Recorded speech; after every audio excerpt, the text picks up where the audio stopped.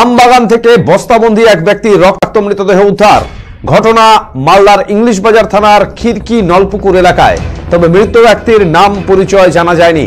ঘটনাস্থলে পৌঁছয় ইংলিশ বাজার থানার পুলিশ। স্থানীয়দের অভিযোগ, কুপিয়ে খুন করা হয়েছে এই ব্যক্তিকে। এরপর প্রমাণ লোপাট করতে ভারত বাংলাদেশ সীমান্ত লাগোয়া আমবাগানে বস্তায় ভরে এই ব্যক্তিকে ফেলে পালিয়েছে দুষ্কৃতীরা।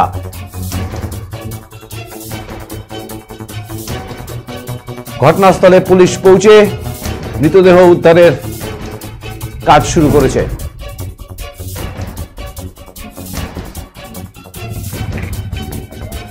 এখানে লাশ পড়ে আছে, আমরা বাড়ি থেকে আসলাম, দেখলাম পড়ে আছে। কি মনে হচ্ছে দেখে? এটা বাইরে থেকে নিয়ে এসে ফেলা হয়েছে। কিছু রক্ত রক্ত আছে দেহে? রক্ত দেহে আছে, মাথায় দেখছি, কোমরে দেখছি। নাম টাম জানতে পেরেছেন? না, কিছু জানি না। কোথায় পড়ে আছে এটা? এটা পড়ে আছে আপনার নলপুকুরিয়া গাবতলি রাস্তার ধারে।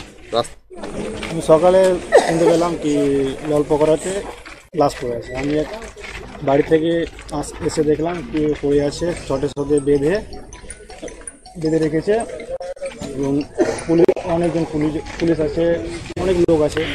দেখা হচ্ছে কি এটা কুপিয়ে মারা হয়েছে। খুন করা হয়েছে? কোথাকার কিছু চেনা যাচ্ছে না, যত সম্ভব এই এলাকার না, হতে অনেক দূরের হবে, কালীচক ব্লকে বা অন্য জায়গায়। বয়স কেমন হবে? বয়স কমসে কম 35 থেকে 40 হবে।